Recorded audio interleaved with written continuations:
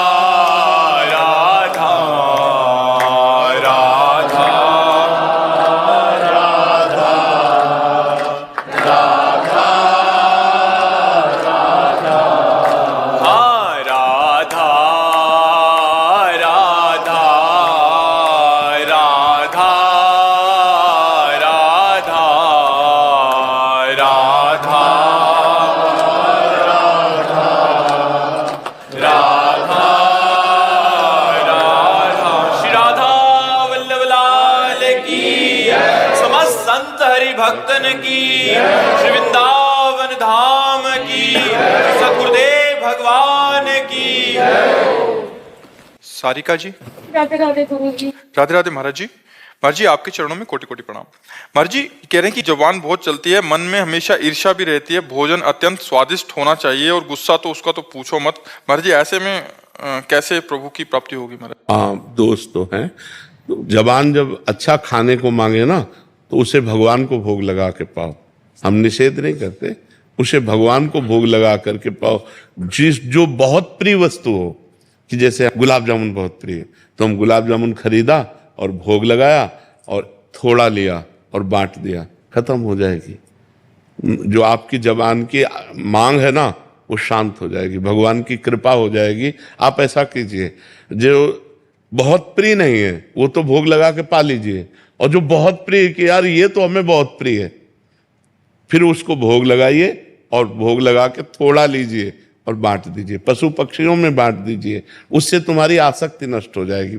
और बोलने की बात में मौन रहिए, व्यर्थ में क्यों बोलो। कोई कुछ बोलते हैं ना गुरु जी, जैसे किसी ने मुझे बोला और मैंने वो काम नहीं किया तो बहुत ज्यादा आर्ग्यूमेंट हो जाती है। अपने आप को सही प्रूव करना कि नहीं मैंने नहीं किया ये। वो एक बार बोल दिया और नाम जप करो, वो नाम जप प्रमाणित कर देगा।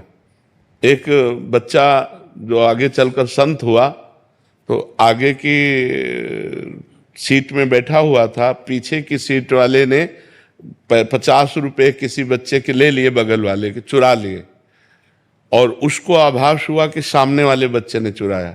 और वो बहुत नाम जापक बच्चा था, आगे चलकर बहुत बड़ा संत बना। तो नाम जापक बच्चा था, तो टीचर ने कहा कि खड़े हो, तुमने 50 रुपए चुराए? तो उसने एक बार केवल कहा नहीं मैंने 50 रुपए नहीं चुराए। उनका चुराया, कई थप्पड़ मारे उनके, फिर बोलो, वो बोला ही नहीं, नाम जप करता रहा। कई थप्पड़ फिर मारे, बोलो, वो नहीं बोला, नाम जप करता रहा। चलो बैठो, बैठा दिया।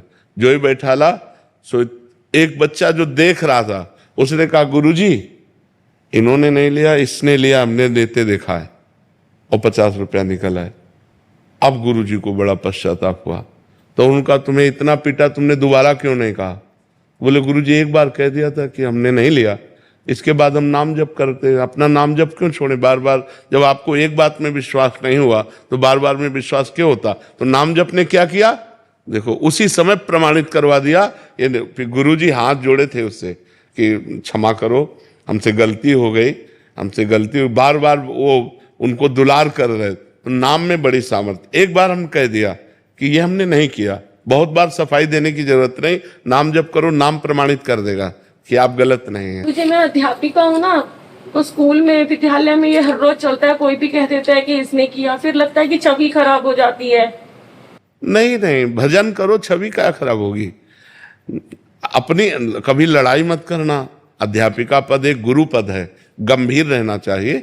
अपनी बात हमने कह दी, हम गलत नहीं है, अपनी बात सफाई दे दी, इसके बाद मौन हो गए, नाम जप करने लगे, तो आपका ये स्वभाव जो है ना, वो थप्पड़ की तरह लगेगा सामने वाले को। और आप बार बार सफाई देंगी, और बार बार वो आपको दूषित करेंगे, तो आपको क्रोध आ जाएगा।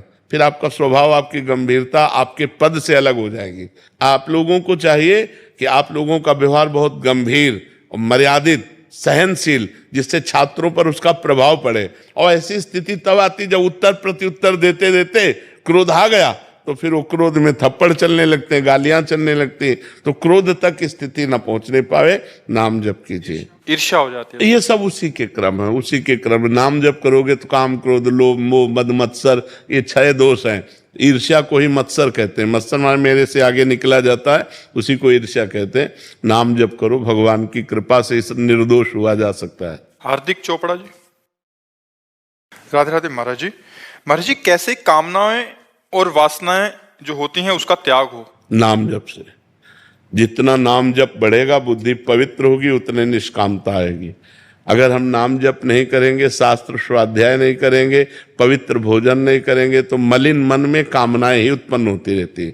निर्मल मन में कोई कामना नहीं होती। निर्मल मन केवल भगवत प्राप्ति की चाह करता है। निर्मल मन जन सो मोहि पावा, मोहि कपट छल छिद्र न भावा। और मलिन मन में वासनाएं, कामनाएं, ये सब आती है। कामना, वासना ये बहुत अंदर से पीड़ा प्रदान करते हैं। ये भोग मिल जाए, ये धन मिल जाए, ये मान प्रतिष्ठा मिल इसी संसार की चाह करती हैं। तो हमें चाहिए खूब नाम जप करना चाहिए और शास्त्रों का स्वाध्याय करना चाहिए, जिससे हमारी बुद्धि पवित्र हो और वो निष्काम हो जाए। महाराज जी, मैं मंत्र दीक्षित हूँ, उसमें आप क्या कहेंगे? जो पवित्र अवस्था में हमारे वस्त्र पवित्र हैं, हम स्नान आदि किए, तो हम मंत्र जप करें। और जब हम पवित्र अपने को समझ रहे हैं शरीर आदि के द्वारा, तो फिर हम नाम जप करें। पवित्रता में गुरु मंत्र जपा जाता है और अपवित्र अवस्था में नाम जपा जाता है। दोनों बराबर ही हैं।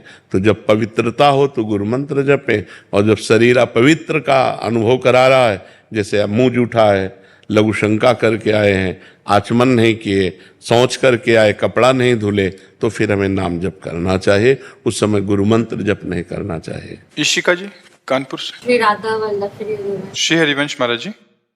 महाराज जी, हमने आपके सत्संग में सुना है कि जब कोई उपासक भगवत प्राप्त कर लेता है तो उसकी 21 पीढ़ियां तर जाती हैं। महाराज जी, अगर उसकी पीढ़ी में ही कोई फिर वर्तमान में या आगे पापाचरण करे तो उसको भी क्या गति प्राप्त होगी? हो जाएगी। सो तो सरकारी है ना, सरकारी है। जब पास तो पास हो गया, फिर क्या। अगर कोई गलत भी हुआ तो भी निकल जाएगा। वो भगवत प्रसाद से उस महाभागवत के घर में जन्म लिया, इसलिए पापी होने पर भी भगवत प्राप्त हो जाएगा। स्त्री साधक की मायके वाली होती है या ससुराल वाली पीढ़ी? अगर कोई स्त्री साधक भगवत प्राप्त कर लेती है हमारा, तो 2 पीढ़ियां होती हैं। एक होती जिसे मायके की मातृपक्ष की, और एक होते पितृ पक्ष की। दोनों में कल्याण होगा, क्योंकि वो जिस घर से आई है तो माता पिता तो उसके हुए ना वो, और जिस घर में गई है उस परिवार में भी प्रकाश करेगी। इसीलिए स्त्री बहुत जोरदार पक्ष होता है कि वो दोनों वंश को उजागर करती है। पुत्र जो है अपने केवल पिता के वंश को उजागर करता है, और जो स्त्री जो है वो अपने माता पिता के वंश को और अपने पति के वंश को, दोनों को उजागर करने वाली होती है। इसलिए माताओं बहनों का सबसे ज्यादा समाज में हमारा महान पद है, क्योंकि वो जननी भी हैं और वो पूरे ग्रह की लक्ष्मी भी है। बहुत बढ़िया घर बना हो, खूब रुपया पैसा हो, और 10-20 आदमी घर में हो, और एक स्त्री ना हो, तो शैतान का सा घर लगेगा। नहीं लगेगा कि यार मतलब सब सुना, और एक स्त्री केवल हो और भले गरीब हो, तो तो देखो लीप पोत के घर को सजा करके एक मंदिर सा बना देते। माता महीने को बड़ा भारी पवित्र अस्तित्व है, आज वो अस्तित्व खत्म होने जा रहा है। ये जो व्यभिचार चल गया है ये बहुत हानिकारक हो गया, ये बहुत हानिकारक हो गया। नहीं वो पढ़े लिखे हैं कि नहीं है, रूपवान है कि नहीं है, पति कैसा है, एक बार ब्याह हुआ पूरे जीवन उसी घर में समर्पित होकर के पूरे घर को सजाकर वंशावली बढ़ाकर ऐसे चला जाए। जयेश जी गुजरात से। राधे राधे। राधे राधे महाराज जी। महाराज जी आपकी कृपा से नाम जप करने की कोशिश कर रहा हूँ। मेरा प्रश्न है कि नाम जप करते हुए हर एक घंटे में 3-4 बार ये बोलें कि मैं जड़ शरीर नहीं हूँ, मैं सच्चिदानंद घन स्वरूप हूँ, मैं कर्ता भोक्ता नहीं हूँ, मैं मात्र दृष्टा हूँ। बोलने की जरूरत शरीर नहीं हूँ, ये बोलने से नहीं आएगा, बोलने से नहीं। ये स्थिति आती है जब तक अज्ञान का नाश नहीं होगा, अविद्या का नाश नहीं होगा, तो हम कहते रहेंगे यही, लेकिन हम बने शरीर ही रहेंगे। शरीराभिमान पुष्ट होता रहेगा। ये कहने से नहीं जाता, ये ज्ञान होने से जाता है। तो जितना नाम जप करेंगे, शास्त्र स्वाध्याय करेंगे, पवित्र भोजन करेंगे और पवित्र आचरण करेंगे। अगर आचरण गलत है, भोजन गलत है, तो फिर नहीं। आचरण पवित्र होने चाहिए, भोजन पवित्र होना चाहिए, नाम जप होना चाहिए, परोपकार होना चाहिए। तो धीरे धीरे देहाभिमान गलित होता है। जब देहाभिमान गलित होता है तब यह अनुभव होता है कि मैं शरीर नहीं हूँ, मैं भगवान का दिव्य अंश हूँ, भगवत स्वरूप हूँ। ये अनुभव का विषय होता है। ये न प्रवचन का विषय होता है, न बोलने का विषय होता है। ये अनुभव गम्य भजें जय संता, ये अनुभव का विषय होता है।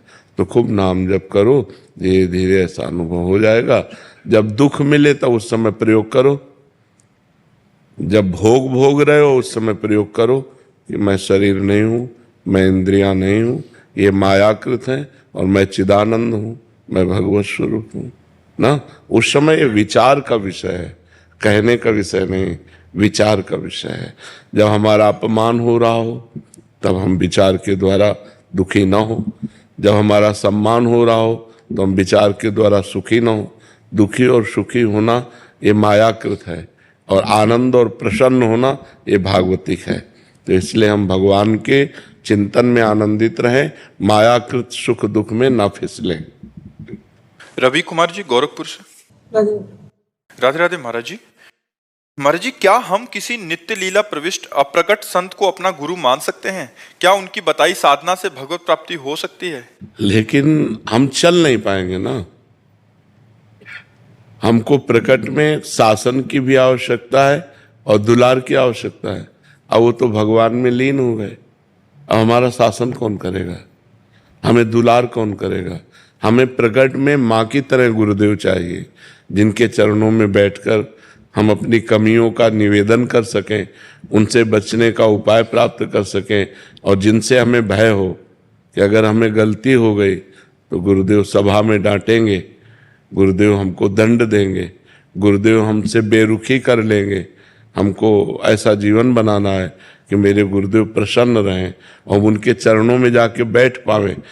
नहीं तो भगवान को किसी ज्ञान की आवश्यकता है क्या? लेकिन उन्होंने संदीपनी जी को गुरु बनाया, वशिष्ठ जी को गुरु बनाया, और आप नीचे बैठे, उनको ऊपर बैठाया।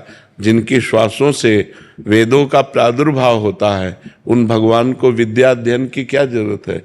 लेकिन उन्होंने भी प्रगट में गुरु बनाया ना। तो हमें लगता है कि हमें प्रगट में गुरु बनाना चाहिए और नित्य लीला जो प्राप्त महापुरुष हैं उनके वचनों को पढ़ना चाहिए, उनकी आज्ञा का पालन करना चाहिए। पर प्रगट में हमें प्रगट गुरु की आवश्यकता है। भगवान दास जी कबीरपंथी। महाराज जी आप कह रहे हैं कि आप कहीं विधायक हैं, वहां सेवा मुझे जनता की करनी पड़ती है, मैं अधिकतर समय उसी सेवा में गुजर जाता है। मुझे एहसास होता है कि जो समय मुझे परमार्थ में देना चाहिए वो मैं देने में असमर्थ हो रहा हूँ। तो महाराज जी मुझे क्या करना चाहिए? हाँ, वो परमार्थ बना लीजिए। व्यवहार को परमार्थ बना लिया जाता है, क्योंकि व्यवहार को हमें करना ही पड़ेगा। मान लो आप तो विधायक हैं, पर किसी के पिता भी हैं, किसी के पति भी हैं, किसी के पुत्र भी हैं, किसी के भाई हैं। ये सब धर्म है। भ्रातृ धर्म, पति धर्म, पुत्र धर्म, ये भी धर्म है। अब इनका भी पालन करना है, तो अब इनका अगर पालन नहीं किया जाए तो अधर्म हो जाएगा। तो आपको तो बड़ी सेवा मिल गई कि हजारों आदमियों की सेवा करनी है, तो अब हर आदमी की सेवा को भगवान की सेवा मान लीजिए, बस अधर्म ना होने पाए। भगवान की सेवा में अधर्म नहीं होता। तो जैसे हम किसी व्यक्ति से मिले और वो व्यक्ति का सहयोग करना है, तो हम पहले उस व्यक्ति को भगवान के रूप में देखते हैं कि इसमें भगवान विराजमान है और ये मेरी भगवान की सेवा होगी। इस व्यक्ति की जो हम सेवा करेंगे वो भगवान की सेवा होगी। और नाम जप करें और पापाचरण ना करें, विधायक पद का अभिमान ना रखें, ये भाव रखें कि भगवान ने मुझे हजारों की सेवा का पद दिया है, मैं सेवक हूँ, समाज सेवक हूँ, मैं स्वामी नहीं हूँ। अगर अभिमान रहित होकर और ऐसा आप करेंगे तो यही आपकी भक्ति बन जाएगी और यही आपको भगवान की प्राप्ति करा देगी। पर शराब न पिए, पराई स्त्री से व्यभिचार न करे, घूसखोरी न करे, तो ये आपकी पूजा बन जाएगी और यही पूजा आपको भगवान की प्राप्ति करा देगी। अलग से पूजा करने की जरूरत नहीं है। समाज में भगवान विराजमान है। सिय राम में सब जग जानी, करो प्रणाम जोर जुग पानी। सब में भगवान विराजमान है। जैसे हीटर में बिजली विराजमान है, फ्रिज में विराजमान है, पंखे में विराजमान है। करण के कारण अलग अलग उसका प्रभाव दिखाई देता है, पर बिजली तो एक ही है ना। ऐसे ही कोई दुष्ट स्वभाव वाला है, कोई अच्छे स्वभाव वाला है, कोई मध्यम स्वभाव वाला है, लेकिन सब में पावर भगवान विराजमान है। उन्हीं भगवान को लक्ष्य करके हम सेवा करें। जब कोई पदाभिमानी हो जाता है तो उससे पापाचरण होने लगता है। तो जब हम पद का अभिमान धारण कर लेते हैं तो हमसे गलतियां हो जाती हैं, और जब हम पद का सेवा में प्रयोग करते हैं तो विधायक कोई पद थोड़ी, और आगे पद है, आगे पदों में भगवान उन्नति करवाएंगे, आपको बड़ी सेवाएं दे लाएंगे। यदि आप छोटी सेवा 100 रुपया सही खर्चा कर देना तो पिता 1000 देने की सामर्थ्य रख लेता है, तो 1000 सही खर्चा तो 1 लाख का अधिकारी बना देता है। तो सबसे बड़ा पद है भगवान का परम पद, जिसे परम पद कहते हैं। यदि हम इन छोटे छोटे सांसारिक पदों का ठीक निर्वाह करें तो भगवान परम पद दे देंगे। वो करुणामय है। तो नाम जप करो, गंदे आचरण मत करना और समाज की सेवा की भावना रखना। अपने को जो सबसे छोटा समझता है वही महान बनता है। तृणादपि सुनी चेन तरोरु सही सुनना। जो अपने को सबसे छोटा समझता है वो महान बन जाता है, जो अपने को बड़ा समझता है उसे भगवान गिरा देते हैं। अभिमानी नष्ट हो जाता है, दैन्य भगवान के दरबार तक पहुंच जाता है। ये दरबार दीन को आदर रीति सदा चल आए। जो जितना दैन्य होता है उतना ही महान होता चला जाता है। जो जितना गंभीर और पवित्र आचरण वाला होता है वो समाज प्रिय होता चला जाता है। तो आप समाज प्रिय बने, किसी को दुख न दें, सबको सुख दें और अपने आचरण पवित्र रखें। जी। प्रदीप शास्त्री जी राजस्थान से। राधे राधे महाराज जी। महाराज जी, जीवात्मा को शाश्वत नश्वर का आभास होता रहता है, फिर भी वो क्यों भटकती रहती है? क्योंकि उसने मन में तदात्म कर लिया है। तदात्म का मतलब समझते हैं ना, प्रियता। अब जैसे मन कहता है आज मैं देखूंगा, तो मन और ज्ञानेंद्रिय नेत्र, ये ज्ञानेंद्रिय, नेत्र इंद्रिय देखना चाहते हो, मन उसको सपोर्ट कर रहा है और हम मन में बैठे हुए हैं कि यार आज हम ये देखना चाहते हैं। ये नहीं कह रहे कि आज मन और नेत्रेंद्रिय ने ठान लिया ये देखना है। हम साक्षी हैं, लेकिन हम साक्षी न रहकर तदात्म हो गए। मन में इतनी ममता कर ली, इतना प्यार कर लिया कि जो मन कहता है वो मैं मांग। बोले आज ये खाने की इच्छा है, तो रसेंद्रिय और मन मिल गया और इसके साक्षी आप हैं, लेकिन आप साक्षी न रहकर स्वयं भोक्ता बन गए कि आज मुझे ये खाना है। अब आप फंस गए। अब आप अविनाशी होते हुए भी आपका विनाश होगा। आपने जो जो माना वो सब नष्ट होगा। न मैं स्त्री हूं न पुरुष हूं, मैं तो भगवान का दिव्य अंश हूं, मैं भगवत स्वरूप हूं, लेकिन ये हमें ज्ञान नहीं रहता। इसीलिए विनाशी को स्वीकार करने के कारण अविनाशी अजन्मा होने पर भी बार बार जन्म, बार बार मरण, पुनरपि जननम पुनरपि मरणम पुनरपि जननी जठरे शयनम, ये दुख भोगना पड़ता है अज्ञान के कारण। यदि हम भगवान का भजन करें, शास्त्रों का स्वाध्याय करें, पवित्र आचरण रखें तो हमारे अंदर ज्ञान प्रकट होगा, तो फिर हम विनाश से बच सकते हैं। हमारा जो स्वरूप है वो अविनाशी स्वरूप है। नैनम छिन्दन्ति शस्त्राणि नैनम दहति पावकः न चैनम क्लेदयन्त्यापो न शोषयति मारुता। हमें अग्नि जला नहीं सकती, आग्नेयास्त्र हमें जला नहीं सकता, वारुणास्त्र हमें भिगो नहीं सकता, वायुवास्त्र हमें उड़ा नहीं सकता। हम अविनाशी हैं, पर इस विनाशी शरीर में ममता हो जाने के कारण, मन बुद्धि चित्त अहंकार में तदात्म हो जाने के कारण हमारी दुर्गति हो रही है। अजन्मा का जन्म हो रहा है, अविनाशी मारा जा रहा है।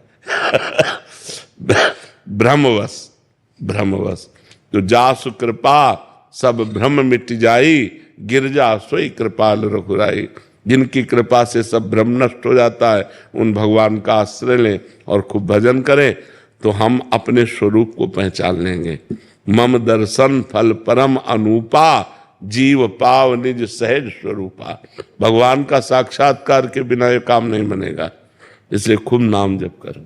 जी, हमने लोगों से सुना था कि झरने परोपकारी होते हैं। जी, हमने शास्त्रों में पढ़ा है कि नदियां दूसरों के लिए सब देती है, वृक्ष भी दूसरों के लिए। जी, लेकिन इस धरती पर फिलहाल जो संजोग आपने हमें धन्य कर दिया, पूरी धरती जब्त हो गई ऐसा लग रहा है महाराज जी। आपका करोड़ों करोड़ रोमकूपों में करोड़ों करोड़ जीवा डालकर भी हम आपकी जय नहीं बोल सकते, इतना आपने जगत का मंगल कर दिया। भगवान निमित्त हमें बना करके करवा रहे, करने वाले भगवान है। करे करावे आप सब, जने बड़ाई दे। वो अपने दास की बड़ाई करवाते हैं और करते आप सब हैं। भगवान स्वयं करते हैं, हम तो एक निमित्त मात्र हैं। निमित्त, जैसे भगवान ने अर्जुन से कहा कि तुम गांडीव पर प्रत्यंचा चढ़ाओ, तुम निमित्त मात्र बनोगे, मैं काल स्वरूप होकर सबका संहार करूंगा, विजय तुम्हारी होगी, नाम तुम्हारा होगा और काम हम करेंगे। ऐसे ही भगवान जैसे साधु वेश है तो उनका दास है, तो जगत मंगल वो कर रहे हैं और यश हो रहा प्रेमानंद का। कर भगवान रहे, भगवान का सारा करे करावे आप सब और जने बढ़ाई दे। बस बात ये है। गिरीश पांडे जी गुजरात से। राधे राधे महाराज जी। महाराज जी, आप कह रहे हैं कि आपके विचारों से YouTube के माध्यम से अवगत हुआ, आपकी अविचारिणी भक्ति से आकृष्ट हुआ और आपके दर्शन के लिए आ गया। महाराज जी कह रहे हैं कि गीता प्रवचन नियमित सुनता हूँ, गीता पारायण और अभ्यास भी करता हूँ। महाराज जी, भगवान कहते हैं कि मया आसक्ता मनः। महाराज जी, ऐसी आसक्ति, यही सबसे जोर का शब्द है, सबसे जोर का सही है। मैया आसक्त मना पार्थ, मैया आसक्त, मेरे में आसक्त हो जाना। अभी शरीर में आसक्त हैं, भोगों में आसक्त हैं, रुपया में आसक्त हैं, मान प्रतिष्ठा में आसक्त है। मैया आसक्त मना पार्थ, हे पार्थ मेरे में आसक्ति। तो ये बात बहुत कठिन है। ये बात जननी जनक बंधु सुत दारा, तनु धन धाम सुहृद परिवारा, सबकी ममता ताग बटोरी, मम पद मन बान बर डोरी। तब मैया आसक्त मना पार। जब कहीं न माँ में, न पिता में, भाई में, बंधु में, रिश्ते में, नाते में, सब जगह भगवान। नाते नेह राम के मनियत, सुहृद सुसेव्य जहां लो। हमें व्यवहार में तो जीना पड़ेगा ना, तो सब में वैराग्य नहीं, सब में अनुराग, सब में प्रभु को देखना। जड़ चेतन जग जीव जत, सकल राम में जान। मैं अपने प्रभु से बात कर रहा हूं, मैं अपने प्रभु की सेवा कर रहा हूं, मैं अपने प्रभु। तो मैया आसक्त, मेरे में आसक्त मन वाला, क्योंकि मन विविध रूपों में जाएगा। जिस जिस व्यक्ति वस्तु स्थान में जाए, तो भगवान ने गीता जी में कहा है, मत्ता परतरम नान्यत किंचिद अस्ति धनंजय। मेरे सिवा किंचिन मात्र कुछ और नहीं। तो मुझे हर जगह जब कृष्ण दिखाई दे, हर जगह कृष्ण की भावना करें, तो हम कृष्ण में आसक्त हो जाएंगे। मैया आसक्त मना पार, ये बहुत प्यारा शब्द है, मतलब बहुत कीमती शब्द है। मैया आसक्त, भगवान में जो आसक्त हो गया, फिर क्या कहना, फिर तो बात बल गई। अभी तो हम आसक्ति क्या, अभी तो भगवान में अपनापन भी नहीं जोड़ पा रहे हैं। अपनापन शरीर में जुड़ा हुआ है, भोगों में जुड़ा हुआ है, रुपए में जुड़ा हुआ है, मान प्रतिष्ठा में जुड़ा हुआ है, संसार सत्य लग रहा है, और जबकि ये स्वाप्निक है। उमा कहो मैं अनुभव अपना, सत हरि भजन जगत सब सपना। जब ये बातें हमारे हृदय में सत्य आने लगे, तब मैया आसक्त मना पार्थ। ऐसा होता है कि ये बुद्धि की समझ में आता है, लेकिन अनुभूति में नहीं आता है ये भजन, भजन की कमी, बिना भजन के नहीं होगा। साधन को हरि भजन है, कै सत्संग सहाय। खूब नाम जप करो तो अनुभूति होने लगेगी। पढ़ने लिखने से हम उस बात का ज्ञान प्राप्त करते हैं, लेकिन अनुभव नहीं। अनुभव भजन से होता है। जैसे उपनिषद आदेश करता है कि नायमात्मा प्रवचनेन लभ्या न मेधया न बहुना श्रुतेन। आत्मबोध बहुत प्रवचन करने वाले को नहीं प्राप्त होता। आत्मबोध बहुत प्रवचन सुनने वाले को प्राप्त नहीं होता। आत्मबोध बहुत बुद्धिमान को प्राप्त नहीं होता। जो आत्मा का वर्ण करता है वही आत्मबोध प्राप्त करता है। तो नाम जप करो, भगवान का जितना भजन करोगे, बिना भजन के स्थिति नहीं आएगी। जैसे आप बहुत प्रवीण बुद्धि के हो तो आप वेदांत याद कर सकते हो, गीता याद कर सकते हो, लेकिन अनुभूति नहीं होगी आपको। अनुभूति भजन से होगी। जितना भजन करोगे उतने अनुभूति होगी। इसलिए भजन पर चित्त लगाओ। अनन्य चेता सततम यो माम स्मृत नित्य सा तस्याहम सुलभा पार्थ नित्य युक्तस्य योगिना। जो निरंतर मेरा भजन करता है, भगवान आदेश करते हैं, अनन्य चेता सततम यो माम स्मरते। जो अनन्य चित्त से मेरा निरंतर चिंतन करता रहता है, भगवान कहते हैं मैं सुलभ हूं, मैं उसको सुलभ प्राप्त हो जाता हूं। पर है कठिन अनन्य चिंतन। कहीं स्त्री का चिंतन, कहीं धन का चिंतन, कहीं ये चिंतन, कहीं वो भोग, कहीं ये संबंध, कहीं वो राग, कहीं द्वेष, बस ये इसी में विचरता रहता है मन। भगवान के अनन्य चिंतन में कहाँ लगता है। अब सब जगह से हटा कर बार बार इसे भगवान में लगाया जाए तो ये भगवान में आसक्त हो जाए। मैया आसक्त मना पार्थ। दीक्षा जी दिल्ली से। राधे राधे। राधे राधे महाराज जी। महाराज जी, क्या हम साक्षात प्रभु जी से बात कर सकते हैं? कर सकते हैं, वो है, उनसे बात कर सकते हैं। पर जैसे हम अपने भारत के प्रधानमंत्री से अभी बात नहीं कर सकते, उसके लिए हमको प्रोसेस करना पड़ेगा। तो एक भारत के प्रधानमंत्री से आप सहज नहीं मिल सकते, तो अनंत ब्रह्मांडों के स्वामी से, अनंत ब्रह्मांडों का स्वामी हर कण में है, तो यहां भी है। हर समय है तो इस समय भी है। सब रूपों में है, वो सब रूपों में है। बस हमको ये बात जान करके उनका जब भजन करेंगे और जितना हम तन्मय होते जाएंगे, मेरे प्रभु मेरे कृष्ण मेरे तो गिरधर गोपाल दूसरो न कोई, तो बातचीत हो जाएगी। अभी दूसरा बहुत कुछ है, इसलिए बातचीत नहीं हो पाएगी। और उनको किसी प्रोसेस की जरूरत नहीं। आंसुओं की धार चलने लगे, रुदु सुस्वरम राजन कृष्ण दर्शन लालसा, तो तासा मावीर भूत छौरी इसमें मान मुखाम्बुजा पीतांबर धरा सर्गवी साक्षात मनमथा। करोड़ करोड़ कामों को मोहित करने वाले श्री कृष्ण गोपियों के बीच में प्रकट हो गए। कब? जब रुदु सुस्वरम राजन, भगवान के लिए रोना आ गया। चिल्ला चिल्ला के रोने लगी, अब जिया नहीं जा रहा, हे कृष्ण आपके बिन। तो आगे बातचीत कर सकते हैं, आप उनसे हंस खेल सकते हैं, पर वो योग्यता बनानी पड़ेगी। हमको सारे संबंध छोड़ने पड़ेंगे, दूसरों न कोई। और ये बहुत कठिन है, ये बहुत कठिन है। ये कह देना सरल है, मेरे तो गिरधर गोपाल, लेकिन ये कह देना बहुत कठिन है कि दूसरों न कोई। ये बात आ जाए ना, दूसरों न कोई, तो बातचीत कर सकते हैं। उनका फोन नंबर है रोना।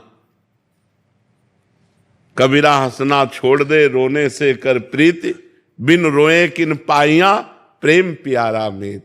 जब हृदय विकल हो जाता है प्रभु के लिए, तो हृदय में ही है, वो प्रकट हो जाते हैं।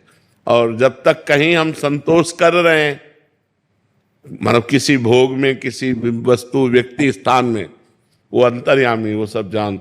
जब उनको लगा मेरे सिवा इसका कोई नहीं, अब मेरे बिना ये जी नहीं सकता, तो बस भगवान मिल जाते हैं। यही कह जाते हैं ना कि कलयुग में साक्षात भगवान नहीं दिख नहीं, कैसे, किसने कहा? मैंने कहीं पढ़ा। साक्षात भगवान कितने हजारों को दर्शन दिए। हम लोग बिना भगवान के जी रहे हैं क्या? है? बोलते किसी रूप में आ जाएंगे, पर साक्षात ही। क्यों? साक्षात उनको शर्म लगती है क्या आने में? क्यों नहीं आएंगे साक्षात? वो वही लोग हैं जिनको निराशा हाथ लगी है, वो ऐसे लोग बोल रहे हैं जो भोगों में फंसे हुए हैं। नहीं तो भगवान साक्षात हैं, और भगवान के बिना हम लोग ऐसे थोड़ी जी रहे। ऐसे हवा खा के थोड़ी जी रहे हैं। उनके बिना जी सकते हैं है? तो फिर हमारा जब कोई है नहीं जीवन में बचपन से लेके अभी तक, तो हम केवल बातों में जी रहे हैं क्या? हमारा जीवन केवल बातों से है क्या? फिर तो हम स्पष्ट कह देते, स्पष्ट माइक से कह देते, लेकिन नहीं। भगवान जिस रूप में चाहो, जैसे भाव से चाहो, बस उनके सिवा कुछ और चाहो मत। जा ही न चाही कबहु कछो, तुम सन सहेज सने, तो बसो निरंतर तासुर सो राहुल निज के। आपने चाहा तो यहां आ गए ना, तो आप चाह करो भगवान मिल जाएंगे, पर और चाहे सब मिट जाए, केवल एक चाह रह जाए कि बस श्री कृष्ण के सिवा और कुछ नहीं। ऐसा कहाँ हो पाता है? श्री कृष्ण ना मिले और हमारा भोजन पानी सब अच्छे से चल रहा है, तो ये प्रेम नहीं खान पान ते भावे है, नहीं कोमल वसन सुहावे है, सब विषय लगे ते खारा है, हरि आशिक का मग न्यारा है। अब कुछ सुहाई नहीं दे रहा, चिल्ला चिल्ला कर रो रहा है, हे कृष्ण आपके बिना मैं जी नहीं सकता। अब उसे कुछ ना नींद आ रही, ना भोजन अच्छा लग रहा है, रात रात भर रोते बीत जाता है, तो वो इतने कठोर थोड़ी है, फिर प्रकट हो जाते हैं। नहीं तो पर्दे में रहते हैं वो, सबके हृदय में माया का पर्दा डाल करके त्रिगुण माया का वो रहते हैं। और जब भजन होना शुरू होता है तो धीरे धीरे पर्दा हटाते जाते हैं, और जहां उनकी मधुर झांकी हुई बस जीव बावरा बन गया, फिर तो आनंद में डूब गया। फिर भजन थोड़ी करना पड़ता है, फिर ज्ञान विज्ञान भजन सब उसके हृदय में प्रकाशित हो जाता है। डॉक्टर अल्पना शर्मा जी आगरा से। राधे राधे महाराज जी। महाराज जी, क्या मनुष्य से प्रारब्ध के कारण गलत कार्य हो जाता है? ईश्वर की निरंतर पूजा अर्चना करने के बाद भी अगर कुछ गलत हो जाए? नहीं, प्रारब्ध जो है वो फल है, वो क्रिया के लिए प्रेरित नहीं करता, वो परिणाम के लिए प्रेरित करता है। प्रारब्ध दो कर्मों से बनता है, एक शुभ कर्म, एक अशुभ कर्म। शुभ कर्म कहते हैं पुण्य को, अशुभ कर्म कहते हैं पाप को। वो पूर्व के कर्म से हमारे शरीर का निर्माण होता है और उसमें फिर परिणाम आता है। हम चाहे जितना अच्छा कर्म करें, जब बुरा परिणाम आने को होगा, बुरा प्रारब्ध, वो हमें दुख देगा परिणाम में। हमसे दुख में कर्म नहीं कराएगा, हमसे दुख देगा। और जो दुख देने वाले कर्म होंगे उनको क्रियमाण कहते हैं, उसे प्रारब्ध नहीं कहते, वो आगे फल देंगे। अभी जो हमें फल मिल रहा है वो पूर्व से मिल रहा है। अभी जो क्रिया हो रही वो हमारी बुद्धि से हो रही, वो क्रियमाण है और उसका फल आगे प्राप्त होगा। प्रारब्ध हमसे पाप नहीं कराता, ये नया कर्म है और इसका फल तुम्हें भोगना पड़ेगा। प्रारब्ध था, हमने पढ़ाई बहुत अच्छी की, डिग्री प्राप्त की, लेकिन नौकरी नहीं मिली, ये प्रारब्ध है। प्रारब्ध था, वो बुरा कर्म कर रहा है लेकिन उसे बहुत अच्छा परिणाम मिल रहा है, बड़े सुख मिल रहे हैं, बड़ी उन्नति मिल रही, क्योंकि पूर्व का पुण्य उसका काम कर रहा है। और जब पूर्व का पुण्य खत्म हो जाएगा और वर्तमान का पाप और पीछे का पाप जुड़ेगा तो वो नष्ट हो जाएगा। समझ पा रहे हैं आप जी? देशबंधु जी राजस्थान से। राधे राधे महाराज जी। महाराज जी, श्री वृंदावन नामावली में कहा गया है कि जो उसका नित्य पाठ करेगा उसे अवश्य ही श्री वृंदावन धाम का वास मिलेगा। तो महाराज जी, क्या इसी जन्म में मिलता है? महाराज जी, वैसे ही इस स्तुति में देखो, कहा गया है। नामावली पाठ करने से अशुभों का नाश होता है, धाम के प्रति प्रियता बढ़ती। धामवास तो लाडली जी की कृपा से होता है। जिनको वृंदा विपिन है, कृपा तिन्हि की होए, वृंदावन में तबही तो रहन पाई है सोए। जब तक महारानी जी कृपा नहीं करेंगी तब तक वृंदावन वास असंभव है।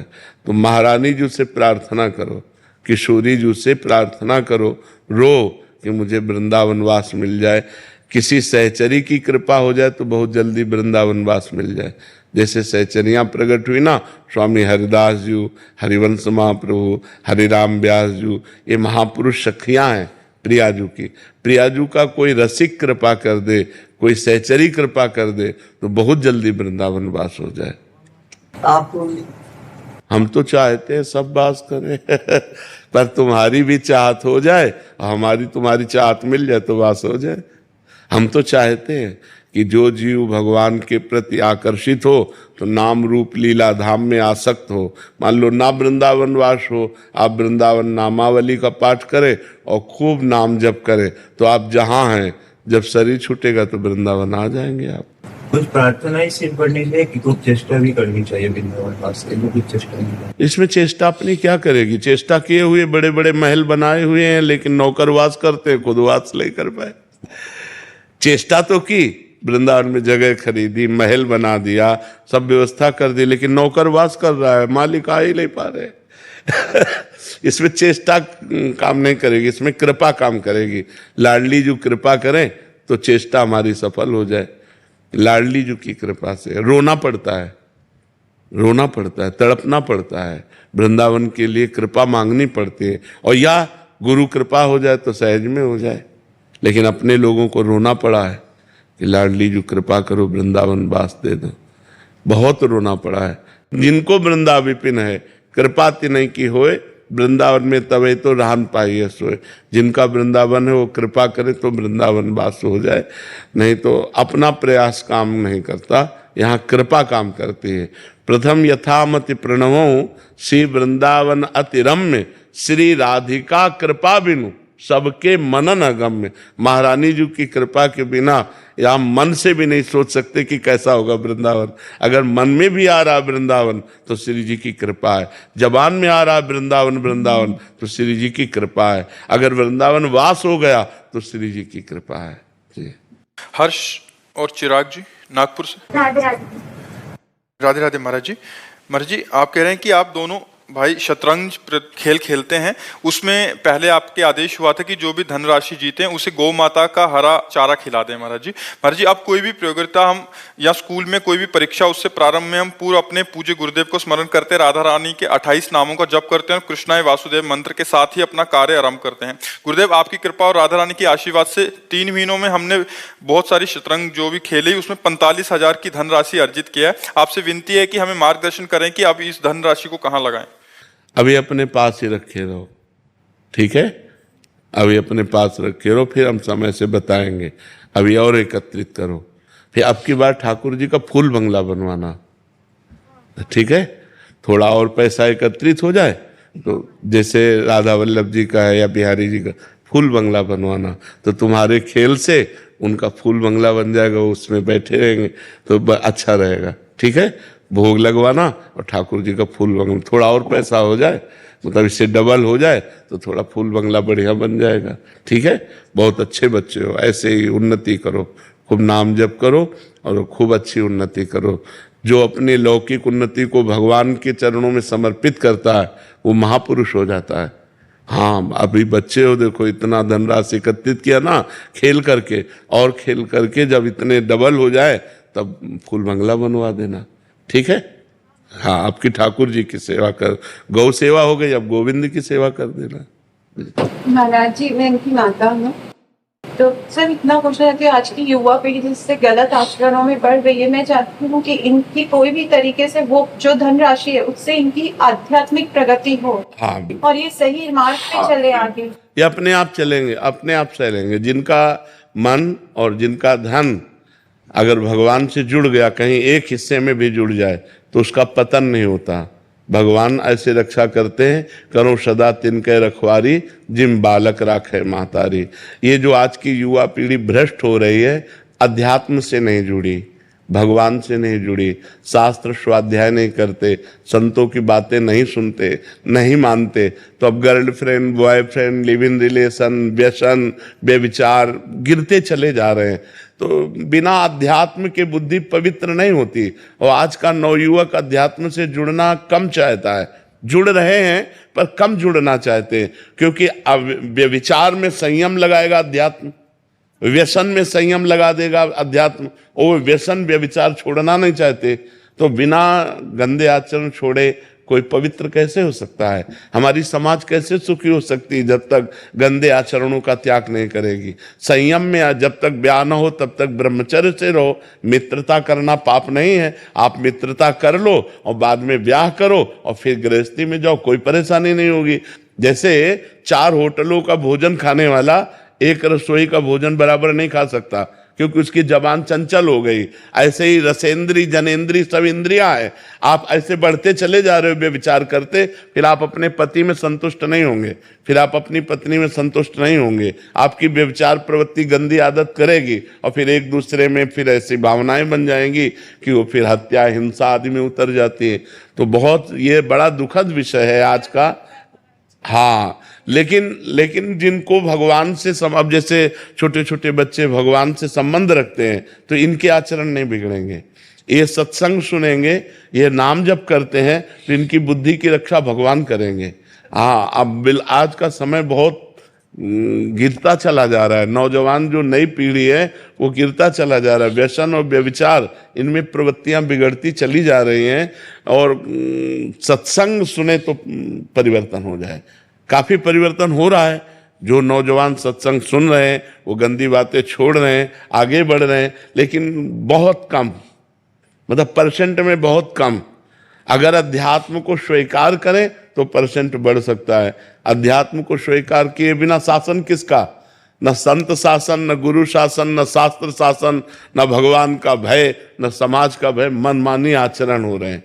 तो ये बुद्धि जो भ्रष्ट हो जाती है वो बिना भजन के, बिना भगवान के, बिना शास्त्र के ये बुद्धि पवित्र कैसे होगी? माया के द्वारा तो बुद्धि मलिन होती है, भगवान के द्वारा ही तो बुद्धि पवित्र होती है। जब होए बुद्धि जो परम शयानी, अगर बुद्धि प्रवीण हुई तो बचा ले जाती है, अगर प्रवीण ना हुई तो फंसा दिया, पूरा चौपट हो गई, जिंदगी बर्बाद हो गई। बच्चे ही हैं, चाहे बच्ची हो चाहे बच्चा हो, बच्चे ही हैं, बुद्धि भ्रष्ट हो गई, खत्म खेल। तो ये बुद्धि भ्रष्ट ना हो इसके लिए हमें अध्यात्म चाहिए। बिना अध्यात्म के हमारी बुद्धि पवित्र नहीं हो सकती। प्रदीप जी जम्मू से। राधे राधे गुरुदेव। गुरुदेव भगवान, जब भी कभी मंदिरों में उत्सव होता है तो ज्यादातर बर्तन टेंट हाउस से आते हैं। उन बर्तनों में नॉन वेज भी बना होता है और वहीं बर्तनों में प्रसाद बन के भोग लगता है। ऐसे में प्रसाद अगर वैसे मतलब हम वृंदावन की बात कर रहे हैं, बाहर की तो बात हमें ज्यादा ज्ञान है नहीं। यहाँ सब पर्सनल होता है। जैसे राधा वल्लभ जी तो पर्सनल, चाहे लाखों लोगों का भोजन हो, पर्सनल वहाँ सब। वहाँ रसोई में किसी का पात्र भी प्रवेश नहीं करेगा। बिहारी जी पर्सनल, राधा रमण जी पर्सनल। हाँ, जनरल गांव गली की बात हम नहीं कहते। बाहर जो जैसे ये धाम या पूरियों से बाहर का जैसे माहौल है, अभी जम्मू में रह रहे हैं तो वहां तो टेंट हाउस से बर्तन आते हैं तो उसमें नॉन वेज भी बना होता है। नहीं। तो ऐसे में कोई प्रसाद दे? नहीं पाना चाहिए, नहीं पाना चाहिए। वो प्रसाद हुआ ही नहीं। अभक्ष्य भोजन का कहीं भगवान को भोग लगता है? नहीं। ऐसे अपवित्र पात्रों में बना हुआ भोजन अभक्ष्य होता है।